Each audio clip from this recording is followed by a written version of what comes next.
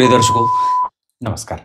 एक बार फिर से उपस्थित हूं आप सबके सामने विश्लेषण जन्म कुंडली का इस कार्यक्रम के अंतर्गत। आज जो आपके सामने कुंडली लेकर के आया हूं, ये कुंडली आई है मेरे पास न्यू दिल्ली से। शुरू करते हैं आज का कार्यक्रम। धन, पराक्रम, स्वास्थ्य, आयु, व्यापार, दिनचर्या और दाम्पत्य, संतान, राजनीति, समाज, मोक्ष, धर्म, पिता, ये किसी भी व्यक्ति के जीवन के हिस्से हैं। तो अब प्रश्न ये उठता है कि हम इसके बारे में कैसे जानेंगे कि हमारे जीवन में धर्म कितना है, हमारे जीवन में हमारा करियर का प्रभाव कैसा है, हम उसमें कितना मजबूत रहेंगे, कितना उसमें कमजोरी रहेगी, दाम्पत्य कैसा रहेगा, विवाह कितना सुखदायक होगा, हमारा चरित्र चिंतन कैसा रहेगा, हमारे मित्र कैसे रहेंगे। जीवन के जितने भी क्षेत्र हैं, किसी भी एक व्यक्ति के जीवन में बहुत सारे उसके एस्पेक्ट होते हैं। तो उसके समग्र अध्ययन को जब आप करने चलते हैं, जब उसका अध्ययन करने चलते हैं, तो आपको आवश्यकता पड़ती है कि बाबू रे, तुम्हारा जन्म कब हुआ था। क्योंकि ऐसे तो कुछ है नहीं जिसके आधार पर आप ये बात जान सकते हैं। तो आप किसी योग्य व्यक्ति के पास जाते हैं और वो योग्य व्यक्ति जो होता है वो दैवज्ञ होता है, ज्योतिषी होता है। फिर वो कहता है कि देखो, किसी भी व्यक्ति के जन्म के समय पे जो वायुमंडलीय परिस्थितियां थी, आकाश में जो ग्रहों की स्थिति थी, वो अपनी रश्मियों से आपको कितना प्रभावित कर रहे थे। आपके जन्म के समय पे उनकी स्थिति कैसी थी, वो खुश थे, वो उदास थे, वो प्रसन्न थे, उनकी अवस्था कैसी थी। उसके आधार पर फिर वो आपको प्रभावित करते हैं और आपको परिभाषित करते हैं कि आप एक अच्छे व्यक्ति हैं, दार्शनिक हैं, राजनीतिज्ञ हैं, डिप्लोमेसी करने वाले हैं, या फिर बिल्कुल ही स्पष्टवादी हैं। तो ये सारी चीज़ों का जो समग्र अध्ययन होता है वो ज्योतिष में किया जाता है, और वो सिर्फ एक व्यक्ति के लिए नहीं होता, वो संपूर्ण सृष्टि पे होता है। तो यहाँ व्यक्ति का जो जन्म हुआ है ये भाद्रपद माह में हुआ है। भाद्रपद माह में जन्मे लोग भद्र होते हैं, सुंदर होते हैं, और इनका शरीर जो होता है वो एकदम बिल्कुल बलिष्ठ होता है। ऐसे कोई बीमारी बहुत ज़्यादा लगती नहीं है, पर उस पर भी चर्चा करेंगे। दक्षिणायन में जन्मे होने से पापक ग्रहों का प्रभाव बढ़ जाता है, और शनि, मंगल, राहु, केतु आदि ये 4 ग्रह जितने भी हैं, इनका बल बढ़ करके जातक के जीवन को महत्वाकांक्षी, स्वाभिमानी और कई बार अभिमानी भी बनाता है। शरद ऋतु में जन्मे लोग थोड़े आलसी होते हैं। शुक्ल पक्ष की पंचमी तिथि में जन्मे जातक बुद्धिमान और सुखी होते हैं, पर इनके मन की स्थिति सदैव एक जैसी नहीं होती। मतलब ये कई बार बदलते से रहते हैं, या इनका मनोभाव बदलता रहता है। शुक्ल पक्ष की पंचमी तिथि के चंद्रमा पापक ग्रह होते हैं, और इनके पापक प्रभाव के होने के कारण व्यक्ति के जीवन में जो धन है, जो मन है, जो बुद्धि है, जो प्रेम है, जो दया है, जो सहिष्णुता है, ये सब एक जैसा नहीं रहता। ये प्रायः स्थिति के आधार पर बदलता रहता है। मतलब इनको बदलना बड़ा आसान होता है। चित्रा नक्षत्र ये वस्तुतः मंगल का नक्षत्र है, पर इसके स्वामी देवता विश्वकर्मा भगवान हैं, जिन्होंने संपूर्ण सृष्टि की संरचना की थी, या संपूर्ण सृष्टि की जिन्होंने कल्पना की थी कि ऐसी सृष्टि बनेगी, ऐसी इतनी सुंदर। देवताओं को भी अपने जब महल को बनाने की आवश्यकता होती थी, या जब उन्हें महल अपना बनाना होता था, तो वो भगवान विश्वकर्मा को याद करते थे, और फिर उसके आधार पर वो उनके मन के मुताबिक विश्वकर्मा भगवान उनके महल को तैयार कर देते थे।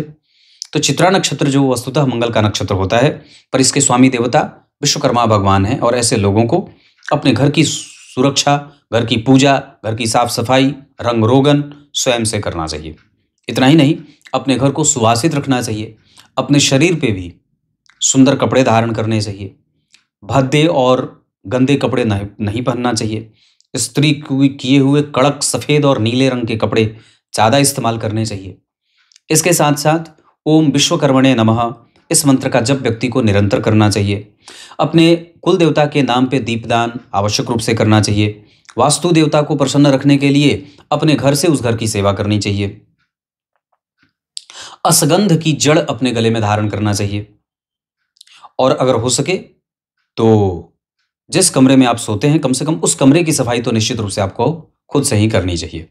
ऐसा करने से जन्म कुंडली में नक्षत्र जनित जितने भी दोष हैं उन सब का समापन हो जाता है, और वो काफ़ी हद तक वो भवन जहाँ पे आप निवास करते हैं उसका कोई भी दोष आपको परेशान नहीं करता है, या ये कह सकते हैं कि वो आपको आपके समृद्धि का सूचक हो जाता है, या वो आपको समृद्धि देने वाला, समृद्धिदायक, उन्नतिदायक हो जाता है।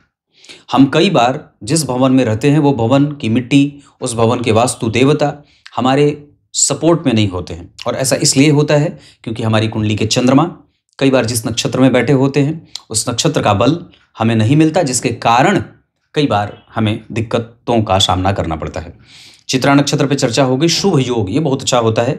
नाम जैसा होता है योगों का वैसा ही वो परिणाम करता है। तो शुभ योग में जन्मे जातक शुभदायक होते हैं, वो प्रगतिशील होते हैं।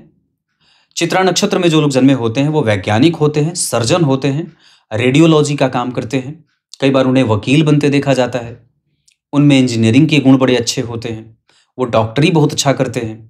दवाइयों की समझ, राजनीति की समझ, हालांकि राजनीति तो थोड़ा कम, पर रासायनिक चीज़ों की समझ बड़ी अच्छी होती है। कीटनाशक दवाएं, कलाओं को समझने की शक्ति, श्रृंगार को समझने का सामान, या जो श्रृंगार को समझने की जो स्थिति होती है, सौंदर्य प्रसाधन। महिलाओं का जो डॉक्टर होता है ऐसा डॉक्टर, बच्चों का जो डॉक्टर होता है वैसा डॉक्टर, ऐसा सर्जन, कुछ भी ऐसा सर्जन जो ऑपरेशन वगैरह करते हैं।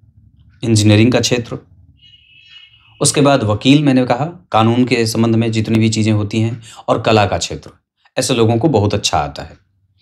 तो ये चित्रा नक्षत्र का प्रभाव है। चंद्रमा इस पे कम से कम 12 घंटे रहते हैं इस चित्रा नक्षत्र पे, और प्रत्येक 27वें दिन के लगभग आसपास ये इस नक्षत्र से गोचर करते हैं या भ्रमण करते हैं, और लगभग 12 घंटे इस नक्षत्र पे रहते हैं, है ना। दक्ष प्रजापति की जो कन्याएं थी उसमें से 27 कन्याएं चंद्रमा को ब्याही गई थी, जिसका ही नाम नक्षत्रों के नाम पे, मतलब जो नक्षत्र कहे गए, 27 नक्षत्र का भोग चंद्रमा करते हैं ना। और नवग्रहों में सूर्य और चंद्रमा क्या है? सूर्य और चंद्रमा प्रकाशक ग्रह हैं। चंद्रमा के बाद मंगल, बुध, गुरु, शुक्र, शनि क्या हैं? ये पंच तारा ग्रह हैं। और राहु और केतु क्या हैं? राहु और केतु छाया ग्रह हैं। तो जो चंद्रमा और सूर्य हैं, आरंभ में जब राशियों का विभाजन नहीं हुआ था तो सारी राशियों के, मेष, वृष, मिथुन, कर्क, सिंह, कन्या, तुला, वृश्चिक, धनु, मकर, कुंभ, मीन, ये जितनी राशियां थी इन सबके स्वामी सूर्य और चंद्रमा ही थे। बाद में स्थिति जब बदली, परिस्थितियां घटित हुई, जब इनका वर्गीकरण होने लगा, तो विभिन्न ग्रहों ने अपनी अपनी राशियों का अपने अपने स्वामित्व के अंतर्गत रख लिया। क्लियर है? चंद्रमा को मनस्तु हितगु कहा गया। सभी चंद्रमा पे आश्रित होते हैं, इस वजह से शास्त्रकार चंद्रमा पे ही समस्त ग्रहों का फल निर्णित होता है, या फिर ये कह सकते हैं कि निर्धारित होता है। चंद्रमा पे सारे ग्रहों की दृष्टि होती है तो चंद्रमा बलवान हो जाते हैं, और जब चंद्रमा पे किसी भी ग्रह की दृष्टि नहीं होती है तो चंद्रमा कमजोर हो जाते हैं। चंद्रमा नैसर्गिक रूप से शुभ ग्रह होते हैं, लेकिन शुक्ल पक्ष के अष्टमी तिथि से लेकर के और कृष्ण पक्ष के सप्तमी तिथि तक के चंद्रमा शुभ ग्रह होते हैं। और इस बीच का जन्मा जातक शुभ प्रभावों से युक्त, शुभ लक्षणों से युक्त, शुभ समाचार की प्राप्ति करने वाला, शुभ संदेशों का प्रदर्शन और प्रभाव रखने वाला होता है। ज्ञानी, सुखी, ईर्ष्यालु नहीं, दुखदायक नहीं है, कष्ट नहीं देता है, मतिमंद नहीं होता है, मति भ्रम नहीं करता है, ईर्ष्यालु नहीं होता है, द्वेषी नहीं होता है, छल कपट नहीं करता। चंद्रमा स्पष्ट तो वाणी स्पष्ट, बुद्धि स्पष्ट, मन स्पष्ट और आत्मा स्पष्ट है। लेकिन अगर चंद्रमा अस्पष्ट हैं, मतलब पापक हैं, तो ईर्ष्या है, द्वेष है, छल है, कपट है, आलस्य है, प्रमाद है, मोह में है, प्रवृत्ति में है, कुंठा में है ना, अभिमानी है, घमंडी है, मन गंदा है, दूसरों की प्रगति देख करके जल रहा है, मन में बहुत सारे भाव बन रहे हैं, आमदनी एक जैसी नहीं है। तो ये सारी चीजें चंद्रमा से आती हैं। और कुंडली में 4 प्रमुख ग्रह कौन से होने चाहिए? तो जन्म कुंडली का वार का अधिपति, तो इनके वार के अधिपति कौन है? बुध हैं। और वृश्चिक लग्न की कुंडली के लिए बुध कौन होते हैं? अष्टम और एकादशवें भाव के स्वामी। तो बुध इस कुंडली के लिए एकादशवें और अष्टम के स्वामी होकर के पापी हो गए, और लग्नेश के बहुत अच्छे मित्र भी नहीं है। पर सामान्यतः यहाँ पे बुध देव के वार में जन्मे होने से, और बुध का सिद्धांत कहता है कि जन्म कुंडली के 10वें स्थान में सूर्य और बुध बड़े ही निर्णायक और अच्छे परिणाम देने वाले ग्रह हो जाते हैं। इसका अर्थ होगा कि बुध की दशा जातक के जीवन को लाभ देने वाली, पिता और पुत्र के संबंधों को श्रेष्ठ बनाने वाली, तार्किक क्षमता से युक्त रखने वाली और कई बार माता और पिता के सुखों को भंग करने वाली होगी। क्यों ऐसा होगा? क्योंकि अष्टमेश भी होते हैं और दशम में बैठे हैं। बुधवार पे ही, अगर बुध पे ही मैं थोड़ी सी और चर्चा कर दूं, तो 2 भावों के स्वामी हैं और विषम संख्या की राशि में बैठे हैं। ऑड इवन आप लोग अंग्रेजी में जानते होंगे, अब पता नहीं अंग्रेजी में उसको क्या कहते हैं, पर विषम संख्या की राशि में बुध बैठे हैं। और शास्त्रकार क्या लिखते हैं कि जब कोई ग्रह 2 भावों का स्वामी हो और विषम संख्या की राशि में बैठेगा तो अपनी गौण राशि का फल करेगा। इसका अर्थ होगा कि बुध यहाँ सबसे ज्यादा अष्टम भाव का फल करेंगे। लाभ के वो अधिपति कम हो जाएंगे, अष्टम के अधिपति वो ज्यादा हो जाएंगे। तो अष्टम भाव के फल ज्यादा करने के कारण ये माता और पिता के बीच में बैर का कारण बनेंगे, या कई बार उनके बीच में मतभेद होगा। जब कभी भी थोड़े बहुत मतभेद बनेंगे परिवार में माता पिता के बीच में, तो इसी बुध के कारण बनेगा। हो सकता है कि वो बुधवार को होता हो, या बुध की महादशा, अंतरदशा, प्रत्यंतर, सूक्ष्मांतर, प्राणांतर के समय पे ज्यादा होता हो। शास्त्रकार ये भी लिखते हैं, सूर्य, बुध और शुक्र वस्तुतः बैठना तो एक ही साथ चाहते हैं, पर बात यहाँ पे बिगड़ जाती है कि ये तीनों जब एक साथ बैठ जाते हैं तो उस भाव को कमजोर कर देते हैं। ऐसी अवस्था में व्यक्ति निरंतर उस भाव से संबंधित चिंताओं से ग्रसित रखता है और परेशान सा रहता है। तो यहाँ पे सूर्य, बुध, शुक्र कहाँ बैठे हैं? जन्म कुंडली के दशम स्थान में। एक सिद्धांत और भी यहाँ है कि जन्म कुंडली के दशम स्थान पे बहुत सारे ग्रहों का बैठना भी अच्छा माना जाता है। और एक सिद्धांत यहाँ ये भी काम करेगा कि जन्म कुंडली के दशम स्थान में जिस भी भाव का स्वामी बैठा है वो चूंकि उपचय भाव होता है दशम स्थान, इस वजह से दशम स्थान का प्रभाव बलवान और श्रेष्ठ हो जाने के कारण या उसमें वृद्धि करने के कारण यहाँ पे 12वें भाव का भी बल बढ़ जाएगा, दशम स्थान का तो बल बढ़ेगा ही, अष्टम भाव का भी बल बढ़ जाएगा। इसका अर्थ होगा कि इन तीनों ही भावों का फल दशम स्थान, यानी कि सूर्य की दशा में बुध, सूर्य की दशा में शुक्र, या इन तीनों ही ग्रह की महादशा जब एक साथ एक्टिव होगी, महादशा, अंतरदशा, प्रत्यंतर, तो तीनों ही भावों का फल, तीनों ही ग्रहों का फल, तीनों ही प्रभावों से बहुत मजबूती से देखने को मिल जाएगा। तो शुभ योग पे चर्चा हो रही थी, तो शुभ योग वैश्यवर्ण और राक्षस गण, जरा इसको ध्यान से समझेंगे। कुंडली ना समझने की ही चीज होती है, बशर्ते हम जब प्रकृति के खिलाफ लड़ने की तैयारी कर लेते हैं तो प्रकृति का एक तमाचा हमारी पैंट गीली कर देता है। बहुत सावधानी से जब आप इस बात को समझने लगते हैं तो आपको पता चलता है कि आप ज्योतिष को समझ करके ही उसके हल को या उसके हल के निकट जाते हैं। अपनी समस्या को समझना ही सबसे बड़ा हल है। और ज्योतिषी कुछ और नहीं करता है, आपको आपकी कुंडली समझा दे और आप गंभीरता से उस बात को समझ के अपने जीवन में उसको उतार लें, अपनी पद्धति को बदल लें, ग्रहों को समझ लें, वो ग्रह आपसे क्या चाहता है, वो ग्रह कब ठीक होगा, कब तक वो ऐसे आपको परेशान करेगा, उसके हिसाब से आप संतुलन बना रहे हैं अपने जीवन में, तो फिर किसी भी तरीके से अलग से किसी बहुत बड़े स्थिति की आवश्यकता ही नहीं पड़ेगी। पर हमारी मनस्थिति ऐसी होती नहीं है। हम मनुष्य परिस्थिति को बदलना चाहते हैं और गधे की भांति मेहनत करके प्रकृति से लड़ने के लिए उतारू हो जाते हैं और वो बार बार हमें पटखनी देती रहती है। इस वजह से ग्रह जो होते हैं वो परमात्मा स्वरूप होते हैं। जैसे मैंने बहुत बार कार्यक्रम में कहा है, सूर्य जो होते हैं वो भगवान राम होते हैं, चंद्रमा भगवान कृष्ण होते हैं, मंगल नृसिंहावतार आदि आदि। तो जितने भी ग्रह हैं ये आपके शरीर में तत्व के रूप में, एलिमेंट के रूप में, पृथ्वी, जल, अग्नि, वायु, आकाश, इस रूप में आपके अंदर बैलेंस्ड हैं। जब इनका ही बैलेंस गड़बड़ होता है तो आप चाहे आपका वात पित्त कफ गड़बड़ होता है, चाहे आपका तत्व गड़बड़ होता है, चाहे आपका चरित्र गड़बड़ होता है, चाहे आपकी मत बुद्धि गड़बड़ होती है। तो कुल मिलाकर के हमें इन ग्रहों के तत्वों को समझना है। जैसे ग्रह पृथ्वी, जल, अग्नि, वायु, आकाश तत्व के होते हैं ना, ये नवग्रह जो होते हैं किसी न किसी तत्व से प्रभावित है, तो उनका बैलेंस हमारे शरीर के अंदर कितना है और हमारे मन स्थिति को कैसे वो प्रभावित और परेशान कर रहा है। जब तक आप इस बात को समझते नहीं हैं तब तक आप अपने शरीर को या अपने आप को विभिन्न प्रकार के मर्मज्ञों के पास जाते हैं और उसका उपचार करते हैं। पर बात वहीं दिया तले अंधेरा। आप जब तक इस बात को समझते हैं तब तक देर हो चुकी होती है। इस वजह से ये ऐसा शास्त्र है जो आपको समझदार बनाना चाहता है, आपको डरपोक नहीं बनाना चाहता है। ये चाहता है आप प्रकृति के हिसाब से संतुलन बनाएं। एक एक कदम जो आप रख रहे हैं उसका पहले शोधन करें, उसका पहले पंचांग शोधन करें। उसके बाद कोई भी कार्य कर रहे तो पहले उसमें ग्रहों की स्थिति को समझ लें कि वो ग्रह आपके कितना अनुकूल है और कितना प्रतिकूल है। और जब तक आप ये नहीं करते हैं तब तक आपको हमेशा नुकसान होता रहता है। तो कहने का अर्थ यहाँ पे ये है। आगे बढ़ के बात करेंगे। लग्न का मान 18 अंश का है, जिससे कि प्रबुद्ध लग्न कहते हैं, और ये बैलेंस्ड डिग्री कही जाएगी। ऐसी अवस्था में कुछ भी बदलने वाला नहीं होता है। काफ़ी हद तक अगर मैं बात कर दूं तो आपकी कुंडली का जो चलित चक्र वगैरह की स्थिति अगर मैं देख रहा हूं, उसमें कोई भी ग्रह बदल नहीं रहे हैं। क्यों नहीं बदल रहे हैं, इसका एक कारण और भी होगा। श्रीपति चक्र के आधार पर, भाव जो श्रीपति से जो चलित चक्र बनाया जाता है पद्धति के आधार पर, उसमें अगर लग्न मध्य के अंश पे चला जाए 17, 15, 16, 17, 18 डिग्री, तो बहुत कम चांसेज ऐसे होते हैं कि ग्रह बाकी जो बैठे हैं वो बदलेंगे, मतलब बदलते नहीं हैं। और कहीं ना कहीं ये एक अच्छी बात हो जाती है, क्योंकि ग्रहों में कोई भटकाव नहीं है और वो अपने आप को बैलेंस कर रहा है। यहाँ पे लग्न का मान 18 अंश, ज्येष्ठा नक्षत्र का लग्न बना है, और चंद्रमा चित्रा नक्षत्र के, बुध के नक्षत्र में लग्न बना, ज्येष्ठा नक्षत्र बुध का होता है, और वृश्चिक राशि का लग्न बना है।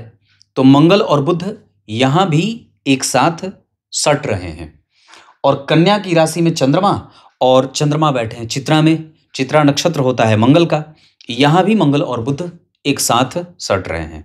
सटे ना जी, यहां मंगल की राशि बन गई लग्न में, और जो लग्न बना वो ज्येष्ठा का बना, वो बुध का है। यहाँ पे कन्या राशि बुध की राशि, चंद्रमा चित्रा नक्षत्र में, मंगल के नक्षत्र में। तो इस हिसाब से इस कुंडली के गति को प्रदान अगर करनी होगी या कुंडली को आगे बढ़ाना होगा, तो हमें 2 ग्रहों को सटीक करना होगा। चाहे भले लाभेश हैं, पर फिर भी हमें अपने आप को बुद्धिमान बनाना ही होगा। हमें अपनी समझने की शक्ति प्रत्येक दिन विकसित करनी ही होगी। हमें अपने आप को कृतज्ञ बनाना ही होगा।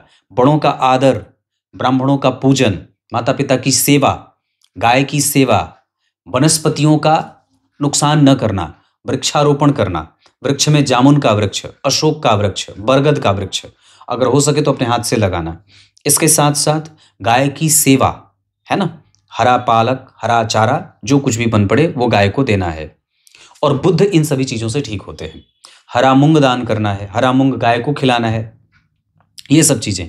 और मंगल इस कुंडली के लग्नेश ही होते हैं, और जन्म कुंडली में कहाँ बैठे हैं, उच्च के। यहाँ कहाँ बैठे हैं, जन्म कुंडली में सप्तम स्थान में। यहाँ पे शुक्र और सूर्य के साथ बैठ करके खुद को भी कंफ्यूज कर रहे हैं और नीचाभिलाषी हो रहे हैं।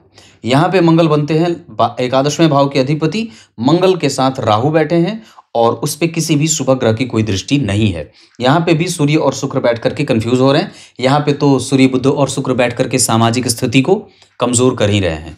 इसका अर्थ होगा कि हमें सबसे ज्यादा अपने आप को, जो बात कह दिया उस पे अपने आप को स्वीकार करना है। जल्दबाजीपन की प्रवृत्ति इस कुंडली को खा जाएगी, बहुत खराब होगा। जल्दबाजीपन, स्थिर रहिए, शांत रहिए, अपनी बारी का इंतजार करिए, अपनी बारी के आने का इंतजार करिए, एकदम बिल्कुल निर्वैर हो जाइए।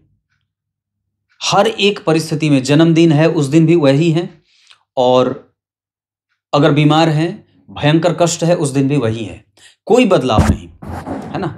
आप लोगों ने देखा होगा, मैंने आज तक, मेरा रिकॉर्ड रहा है, मैंने व्रतों के बारे में बात की है मेरे मेन चैनल पे भी, जो मेरा मुख्य चैनल है नकुल पाराशर वाला, और ये दूसरा चैनल। आज तक मैंने किसी भी चैनल पे किसी व्रत और त्योहार के अतिरिक्त कभी ये नहीं कहा है कि आपको इसकी बहुत बहुत बधाइयाँ, इसकी बहुत बहुत शुभकामनाएं, आज मेरा जन्मदिन है, आज मेरा वो है, कुछ नहीं, कभी नहीं कहता। और यही हालत मेरी घर पे भी होती है। मैं घर में भी कभी किसी को जन्मदिन की बधाई नहीं देता, कभी जन्मदिन मनाता नहीं, और कभी ना तो किसी को ऐसा कुछ करता हूं, कुछ नहीं। क्योंकि आपका प्रत्येक दिन आपका नहीं है, वो भगवान का है। मनाने का अधिकार भगवान को है, वो मना रहे हैं आपसे, वही बहुत बड़ी बात है मेरे हिसाब से। हालांकि सबकी स्थिति इस मामले में अलग होती है, पर मैं वही बात कहता हूँ कि हर एक दिन आपका अलग है, और हर एक दिन आपका अच्छा होना चाहिए, और भगवान में प्रीति रखते हुए होनी चाहिए। ऐसा नहीं है कि आज जन्मदिन है तो खूब पटाखे फोड़ लिए, अगला दिन जो है वो नुकसान हो गया तो फिर घर में चूल्हा भी नहीं जला। ऐसा नहीं होना। भगवान ये नहीं कहते हैं, ईश्वर कहते हैं आप प्रत्येक दिन खुशी से बिताओ, आपका प्रत्येक दिन खुशी से युक्त होना चाहिए, भगवान की भक्ति होती रहे, उनके प्रति कृतज्ञता का भाव रहे। मैंने अब एकादशी है तो बताऊंगा, द्वादशी है तो बताऊंगा, व्रत त्यौहार है वो बताऊंगा। नहीं तो आज तक मैंने कभी किसी व्रत और त्योहारों पे, दिवाली, दशहरा, छठ, वैसे पता नहीं कितना जो जितना भी होता है, कभी किसी पे मैंने अपने मुंह से कार्यक्रम में नहीं कहा। पोस्ट डालने वाले ऑफिस के लोग हैं वो डालते हैं, पर मैंने अभी आज तक कभी किसी को नहीं कहा। और मुझे लगता है कि ऐसा करना भी क्या है, ठीक है, सब चीज़ भगवान की कृपा है, सब चल रहा है। तो कहने का अर्थ मेरा क्या है कि हर एक स्थिति में अपने आप को एकदम बिल्कुल शांत रखिए, एकदम स्थिर हो गए, कोई गति नहीं है, जहां कोई मतभेद नहीं है, एकदम बिल्कुल, जहां पे एकदम बिल्कुल शांत है, एकदम, जिसको बौद्ध स्वरूप जिसको कहते हैं, है ना, बौद्धिकता का स्तर इतनी ऊंची हो जाए कि आप पे किसी भी ज्वार भाटे का कोई असर ही ना रहे। और जब तक ये नहीं होगा तब तक कुंडली जल्दबाजीपन की प्रवृत्ति के कारण अपने ही पैरों पे खुद से कीड़े लगाएगी, और ये इस कुंडली की सबसे कमजोर स्थिति बन जाएगी। अपने सामाजिक स्थिति को कभी भी कमजोर ना होने दे, क्योंकि यहां भी ये प्रभावित हो रहा है। हालांकि दशम स्थान में सूर्य बैठे हैं, अभिमानी होगा, कर्मठ होगा, जिद्दी होगा, सत्य बोलने वाला होगा, सैद्धांतिक होगा, है ना, स्वाभिमान से युक्त होगा, कभी किसी के पास हाथ पसारने ना जाए, मांगने ना जाए, इस तरीके का जो लक्षण होगा ये सूर्य से देंगे। यहाँ पे इस भाव के स्वामी जो बनते हैं बुध, वो शत्रु के घर में अष्टम भाव से गए हैं। इस वजह से राजनीति में कभी कभी व्यक्ति को उसके कुचक्र में या बहुत ज़्यादा दिमाग लगाने के कारण अपने विवाह के होने के बाद व्यक्ति उसके चंगुल में फंसता जाता है, उसमें उतरता जाता है, फंसता जाता है। और यहाँ पे भी शुक्र बैठे हैं स्वग्रही, मतलब आप अगर ठीक ठाक रहेंगे तो आपको वो हर एक चीज मिल जाएगा जो परमात्मा आपको देना चाहते हैं। वृश्चिक लग्न की कुंडली के लिए मंगल देव, देवगुरु बृहस्पति, सूर्य और चंद्रमा, ये एकमात्र ऐसी कुंडली होती है या एक ऐसा लग्न है जहां पे ये चारों ही ग्रह बड़े ही महत्वपूर्ण हो जाते हैं। चंद्रमा भाग्य के अधिपति कहाँ बैठे हैं? लाभ में। पंचम को देख लिए तो पूर्वजों का आशीर्वाद मिल गया। कन्या राशि के बैठे, जिस राशि में बैठे उस राशि का अधिपति दशम में दिग्बली होकर के बैठा है, तो वो नहीं, पर अति विशिष्ट कारक होकर के या बलवान होकर के बैठा है, क्योंकि नवम, दशम और एकादश में और लग्न के बुध और सूर्य कभी खराब होते नहीं हैं। उसके बाद जिस नक्षत्र में बैठे उस नक्षत्र का अधिपति मंगल इस स्वयं इस कुंडली का लग्नेश होकर के उच्च का बैठा है, व्यक्ति को पराक्रमी बना रहा है ना। उसके बाद जरा ध्यान से देखें तो इस कुंडली में शुक्र दशम स्थान में बैठ रहे हैं, नीचा विलासी। इसी के कारण थोड़ी बहुत गड़बड़ी हो रही है, क्योंकि यहां भी सूर्य, बुध और शुक्र बैठ करके आपके सामाजिक प्रभावों को कमजोर कर रहे हैं, छवि को धूमिल कर सकते हैं। और क्योंकि इसके ऊपर अगर देखेंगे तो किसी शुभ ग्रह की कोई दृष्टि नहीं है ना। यहां पे भी दशम स्थान का अधिपति जो है वो राहु के संपर्क में अष्टम भाव में जा रहा है। यहां पे भी अष्टम भाव का अधिपति यहीं बैठा है। यहां पे भी शुक्र स्वग्रही बैठे हैं, सूर्य के साथ बैठे हैं, जो जन्म कुंडली का अष्टमेश है। तो क्या अर्थ निकला कि अष्टम भाव का संबंध यहाँ पे भी दशम भाव का संबंध अष्टम से बन रहा है, यहाँ पे भी दशम स्थान का संबंध अष्टम भाव से बन रहा है, और यहाँ पे भी दशम स्थान का संबंध अष्टम भाव से बन रहा है। क्यों बन रहा है? क्योंकि यहाँ जो बैठा है वो अष्टम भाव का स्वामी सूर्य बैठा है। तो मतलब हमारी कुंडली का जो सबसे एक कमजोर प्रभाव कह सकते हैं, या एक ऐसा ग्रह जो अष्टम भाव से संबंध बनाने के कारण, 12वें भाव से संबंध बनाने के कारण और पापी भाव के संबंध के कारण हमारा जो सबसे कमजोर वाला पार्ट बन रहा है वो दशम स्थान ही बन रहा है, यानी कि करियर, पिता, सामाजिक स्थिति, सामाजिक उत्थान, सामाजिक सरोकार और जन्म कुंडली का अर्थ का क्षेत्र। तो हमें उसको और भी ज्यादा बैलेंस करने के लिए देवी मैया की पूजा और जितना ज्यादा हो सके अपने आप को नियमित रूप से अपने नियमित स्वरूप को साकार करना होगा। और अगर ऐसा नहीं करेंगे तो इस कुंडली में यहाँ की गति कमजोर हो जाएगी। आपकी कुंडली में एक ग्रह यहाँ, एक ग्रह यहाँ 2, एक ग्रह यहाँ 3, और इस भाव में 3 ग्रह और एक यहाँ, तो 1 2 3 4 5 ही घर में सारे ग्रह बैठे हैं। इसे पाश योग कहते हैं। और ऐसी स्थिति में व्यक्ति बंधा हुआ सा महसूस करता है। वो जब जब स्वतंत्र होना चाहता है तब तब परिस्थिति की मार कहीं ना कहीं उसे प्रताड़ित करती है। यहां तक चर्चा करने के बाद अब मैं आपको इस सेशन में इनकी कुंडली के मारक और अकारक वगैरह जो होता है उसके बारे में चर्चा कर देते हैं। सबसे पहले तो जन्म कुंडली के दूसरे और जन्म कुंडली के सप्तम भाव के स्वामी मारक होते हैं, या ये मारक भाव होता है। यहां बैठा ग्रह अगर शनि से संबंध बना ले या इन भावों पे अगर शनि की दृष्टि हो जाती है तो स्वयं शनि भी मारक हो जाते हैं। इसका अर्थ होगा कि जब हम ढूंढने चलते हैं तो सप्तम भाव में शनि बैठे हैं और तृतीय भाव के स्वामी होकर के सप्तम में बैठे हैं, गुरु से दृष्ट हैं। तो जब जब शनि की महादशा चलेगी तब तब व्यक्ति के जीवन में मारक ग्रह की स्थिति उत्पन्न होगी और शनि मारक ग्रह की भूमिका में प्रथमतया मारक ग्रह के रूप में आएंगे। दूसरे और पंचम भाव के स्वामी होने के कारण, लग्नेश के परम मित्र होने के कारण, पर द्वितीय भाव के स्वामी होने के बावजूद और द्वितीय भाव में नहीं बैठे होने के कारण यहां गुरु मारक ग्रह की भूमिका में नहीं होंगे। उस भाव के स्वामी होने के बावजूद स्वामी बनते हैं पर बनेंगे नहीं, क्योंकि लग्नेश के मित्र हैं और वो लग्न में बैठे हैं। हाँ, पर एक बात जो समझने वाली होगी कि चूंकि इस कुंडली के लिए शनिदेव मारक होंगे, सप्तम में बैठे हैं और राहु से दृष्ट भी हैं, लेकिन राहु में शनि या शनि में राहु या राहु में गुरु या गुरु में राहु, मतलब क्या है, ये तीनों ही ग्रह जब एक साथ एक्टिव होंगे तो जरूर जातक के जीवन में कष्ट होगा। शनि, राहु और गुरु की दशा, अंतरदशा, प्रत्यंतर दशा जातक के जीवन को आर्थिक रूप से, स्वास्थ्य के मामले में, कम्युनिकेशन के मामले में, व्यापार के मामले में, पत्नी के मामले में, दाम्पत्य के मामले में, दिनचर्या के मामले में कष्ट देगी ही देगी। और जब ये तीनों ही एक्टिव होंगे तो उसमें जो लाभ के प्रभाव देखे जाएंगे वो गुरु की प्रत्यंतर के बाद गुरु का सूक्ष्मांतर प्राणांतर आएगा, तब गुरु इसको ठीक कर देंगे। इसका अर्थ होगा कि गुरु की दशा इस कुंडली को आगे बढ़ाने में सपोर्ट करेगी। धन भाव का स्वामी अगर लग्न में बैठा हो तो व्यक्ति धनवान होता है, और तृतीय भाव के स्वामी और चतुर्थ स्थान के अधिपति होकर के अपने से चौथे घर में बैठे हैं तो व्यक्ति माता का सुख भी प्राप्त करता है। पर बात क्या है कि जब गुरु के ऊपर शनि की दृष्टि जाएगी तो यानी कि धन भाव के स्वामी के ऊपर किसकी दृष्टि है, चतुर्थ भाव के अधिपति, जो अपने से चतुर्थ भाव में, पापग्रह सिद्धांत कहता है पापग्रह अगर केंद्र का स्वामी हो और केंद्र में ही बैठा हो तो ये तटस्थ हो जाता है और कम से कम ये बहुत अच्छी बात हो जाती है। तो गुरु के ऊपर शनि की दृष्टि जातक को और गुरु के ऊपर केतु की दृष्टि जातक को धार्मिक, सुखी, न्यायप्रिय और गतिविधियों में, श्रेष्ठ गतिविधियों में संलिप्त होने वाला बना देती है। मतलब ये एक अच्छी बात हो जाती है।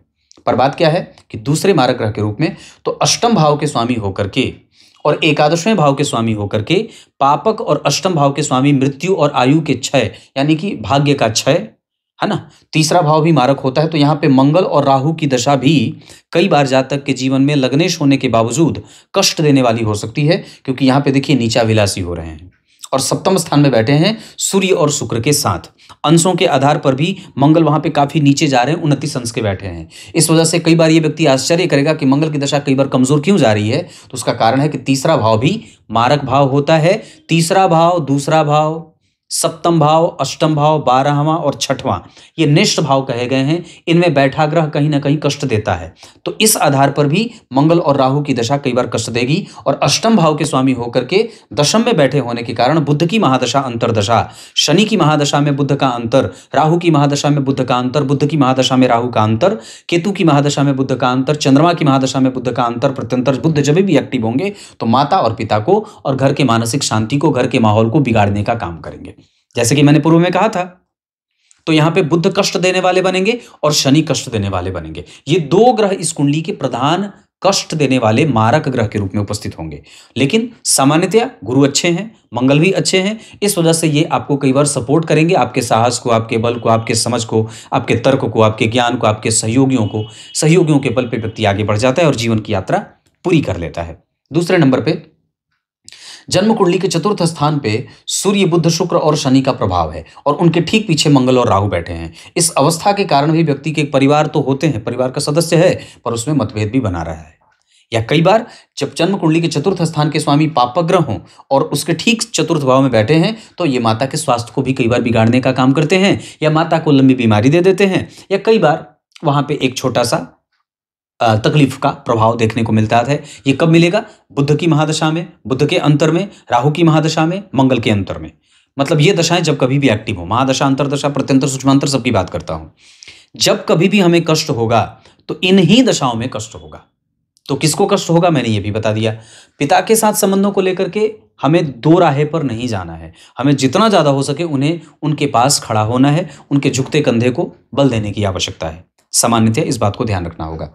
यहाँ पे ये भाव कमजोर है, यहाँ भी ये भाव कमजोर है और यहाँ भी ये भाव कमजोर है, मतलब हमें पिता के प्रभावों को लेकर के बहुत ज्यादा सजग रहने की आवश्यकता है। 12वें भाव के स्वामी का दशम स्थान में बैठना कई बार कारोबार में अनियंत्रण स्थापित करता है। और एक बात और भी है कि जन्म कुंडली के दो बृहद आकार के ग्रह गुरु और शनि ये मंद गति के ग्रह होते हैं, जो एक राशि को पार करने में काफी लंबा समय लेते हैं।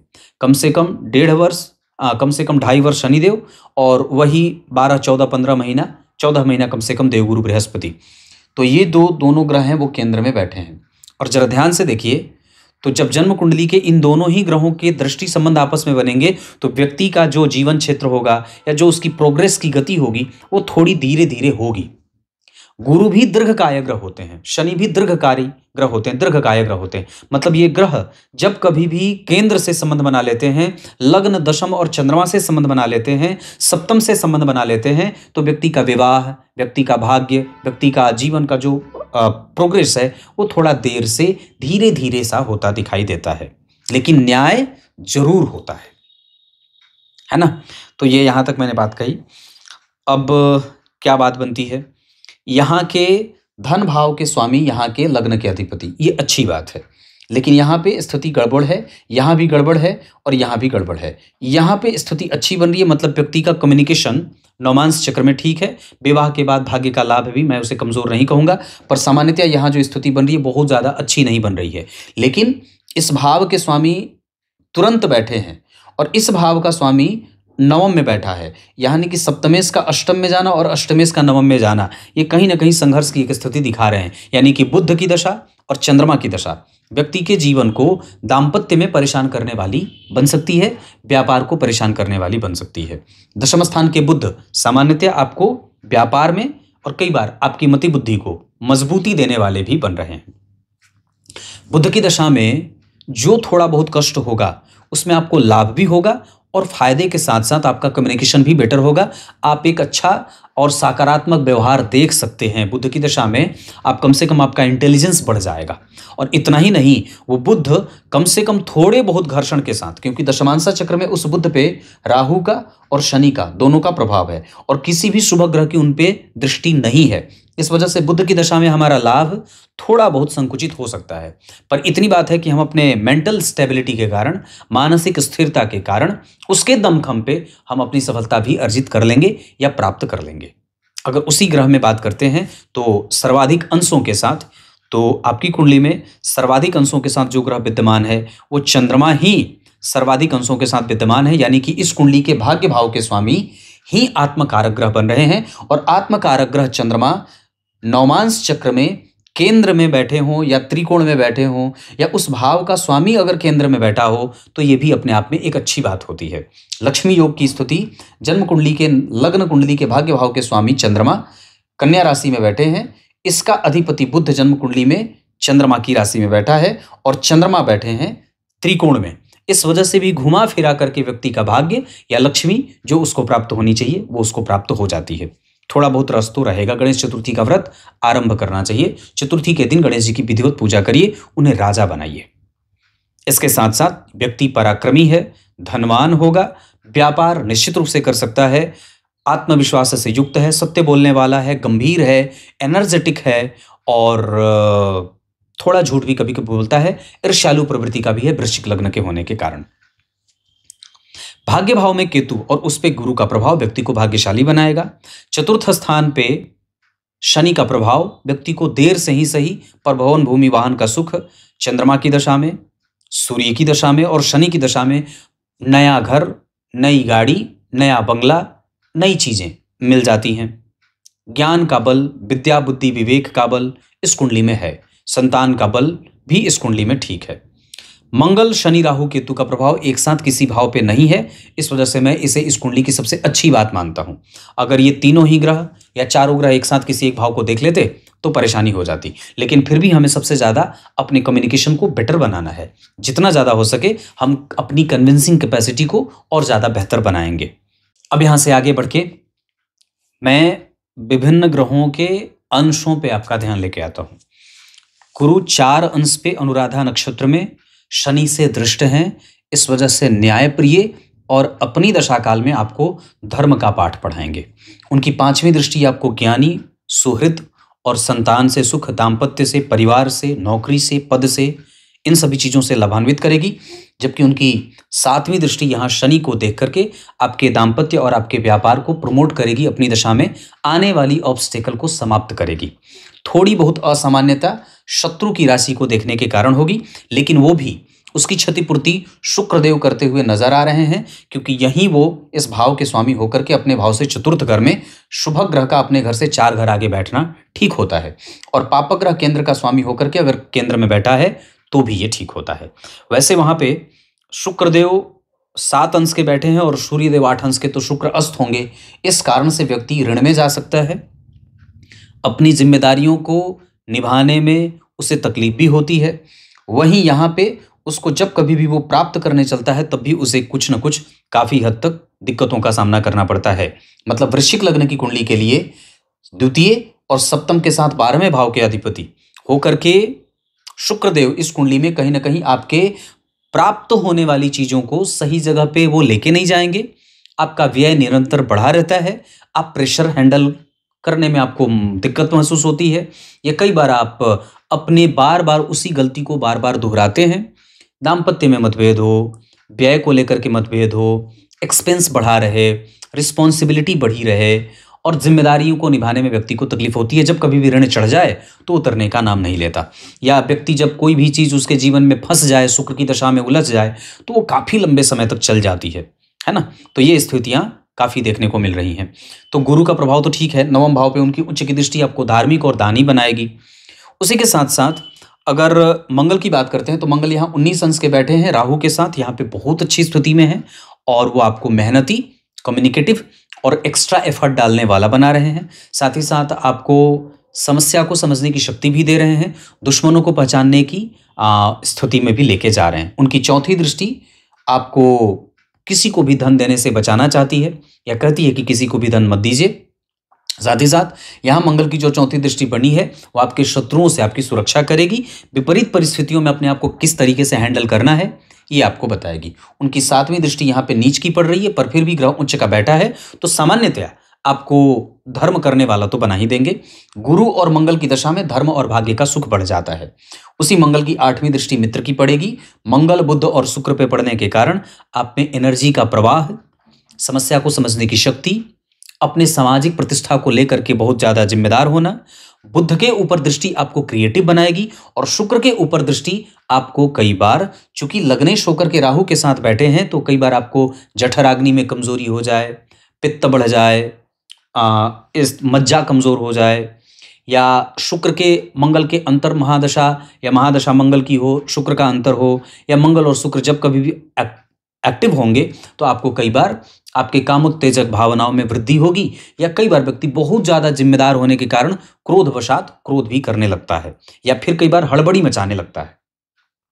चतुर्थ खाली, पंचम खाली, छठवां खाली, पंचमेश फिर भी आपकी कुंडली में लग्न में बैठे हैं, इस वजह से ये अच्छी बात है।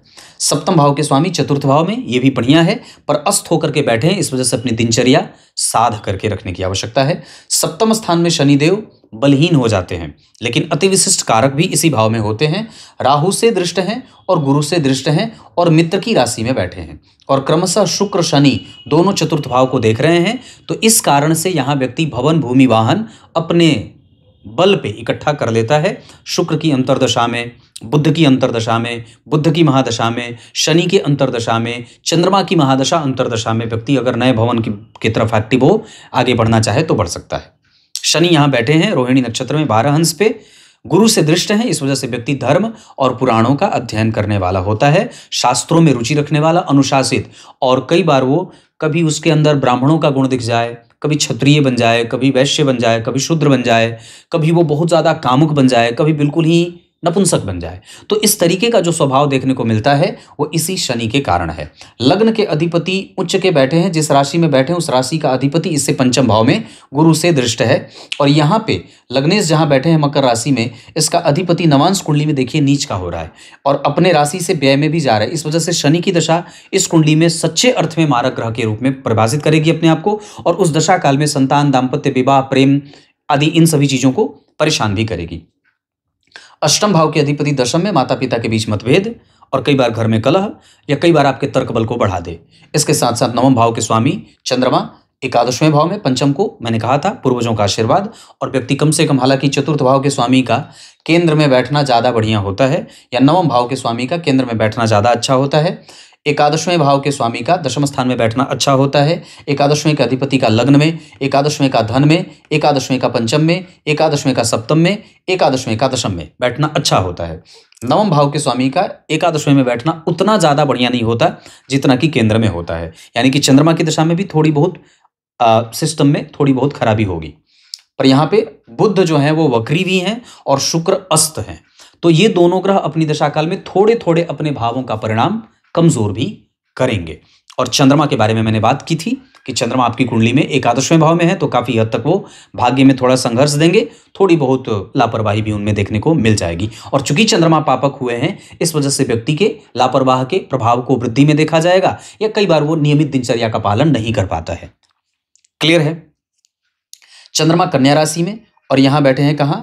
सिंह राशि में। इसका अर्थ होगा कि चंद्रमा की दशा में व्यय बढ़ सकता है धन का और मन का। सूर्य यहां बैठे हैं सिंह राशि में और यहां बैठ रहे हैं मिथुन राशि में। सूर्य की दशा में व्यक्ति की महत्वाकांक्षा और पराक्रम की वृद्धि होगी। मंगल जन्म कुंडली में मकर राशि में और यहां मंगल बैठे हैं मिथुन राशि में। मंगल की दशा में व्यक्ति को रोग, स्वास्थ्य, हेडेक और एक्सीडेंट वगैरह के योग भी बनेंगे। बुध जन्म कुंडली में कन्या सिंह राशि में बैठे हैं और यहां बैठे हैं कहां? कर्क राशि में। बुध की दशा में भी व्यक्ति के वाणी और तर्क में क्षय होगा, जिसके कारण वो हेडेक में जाएगा। गुरु जन्म कुंडली में वृश्चिक राशि में बैठे हैं और यहाँ पे गुरु बैठ रहे हैं कहाँ? सिंह राशि में। इसका अर्थ होगा कि गुरु की दशा में धन, मान, पद, प्रतिष्ठा, लाभ, यश और कीर्ति सम्मान आदि की वृद्धि होगी। संतान के पक्ष में भी वृद्धि होते देखी जाएगी। शुक्र जन्म कुंडली के सिंह राशि में, यहाँ पे बैठे हैं मिथुन राशि में। शुक्र की दशा में धन, वैभव आदि का लाभ होगा और थोड़ा बहुत धन जो रखा हुआ है वो खर्च भी होगा। शनि वृष राशि में बैठे हैं, यहाँ पे मेष राशि में। शनि की दशा मारक सिद्ध होगी। इसके साथ साथ राहु मकर राशि में और यहाँ बैठे हैं कहाँ? कर्क राशि में। राहु की दशा भी व्यक्ति के व्यापार को गतिमान करेगी और व्यक्ति को प्रोग्रेसिव बनाएगी, इतना कह सकता हूं। आत्मकारक ग्रह पे चर्चा की। अब मैं अष्टक वर्ग पे आपका ध्यान लेके आता हूं, बहुत ध्यान से समझिएगा। लग्न का जो प्रभाव है, लग्न को जो अंक मिला हुआ है, उसके आधार पर आपका व्यक्तित्व ठीक है। धन भाव को और भी ज्यादा बेहतर करने के लिए हमें ठाकुर जी की पूजा करनी चाहिए। विष्णु सहस्त्र नाम का पाठ नित्य प्रति करना चाहिए। इसके साथ साथ तृतीय भाव को जो अंक मिला हुआ है, उसके आधार पर आप पराक्रमी हैं, बस अपने आप को जल्दबाजीपन में लेके ना आइए। चतुर्थ स्थान का जो भाव बना हुआ है, उसके आधार पर आपके पास संपत्ति भी इकट्ठी हो जाएगी, परिवार का सुख भी है। पंचम स्थान की जो स्थिति बनी है, उसके आधार पर व्यक्ति जितना विवेकी है, उतना वो अपने विपरीत परिस्थितियों में उसका इस्तेमाल नहीं कर रहा है। इसका अर्थ होगा कि हमें फिर भी अपने आप को पेशेंसलेस नहीं करना होगा, जितना ज्यादा हो सके शांत रहें। छठवें भाव की जो स्थिति बनी हुई है, उसके आधार पर व्यक्ति व्यापार करे या नौकरी, तो नौकरी के योग ज्यादा लगे हुए हैं। प्राइवेट नौकरी या सरकारी नौकरी। व्यापार के योग सामान्यतया उठता बढ़ता घटता बढ़ता सा रहेगा। सप्तम भाव की जो स्थिति बन रही है, उसके आधार पर व्यक्ति के काम बनेंगे, विलंब से बनेंगे। अगर व्यापार में भी सफलता मिलेगी तो थोड़ी देर से मिल सकती है। अष्टम भाव की स्थिति बहुत अच्छी है, यानी कि इसका अर्थ होगा कि व्यक्ति का मोक्ष और व्यक्ति का चरित्र कम से कम ठीक है, क्योंकि गुरु और सूर्य केंद्र में बैठे हैं। अष्टम भाव का स्वामी सूर्य के साथ बैठा होता है, तो व्यक्ति को कम से कम थोड़ी हेडेक के साथ उसको चरित्रवान भी बना देता है। नवम भाव की जो स्थिति बनी है, उसके आधार पर हमें भोलेनाथ की पूजा करनी है। सफेद चंदन स्वयं भी लगाना है और शिव जी को भी अर्पित करना है। उन्हीं में से निकाल करके थोड़ा सा लगा लेना है। इसके बाद अगर बात करते हैं तो करियर का बल कमजोर है, हमें इस पे फोकस ज्यादा करना है। तो अगर अभी तक आप कभी कमजोर अपने आप को महसूस किए होंगे, तो इसी सूर्य बुध शुक्र के कारण और इस भाव के अधिपति के अष्टम में जाने के कारण, अष्टमेश के यहाँ बैठने के कारण नीचभंग हुआ है, मतलब घर्षण के साथ है, थोड़ी बहुत परेशानी रहेगी। इसके साथ साथ अगर लाभ के बारे में बात करते हैं, तो जितना कमजोर ये है उससे ज्यादा बलवान ये है। इसका अर्थ होगा कि आप जो चाहते हैं वो आपको मिल जाएगा। क्लियर है? अब मैं मूल बातों पे आ जाऊं तो मीन और कर्क राशियां मित्रता के लिए अच्छी हैं। धन कमाने के लिए आपकी कुंडली पश्चिम दिशा की तरफ जा सकती है।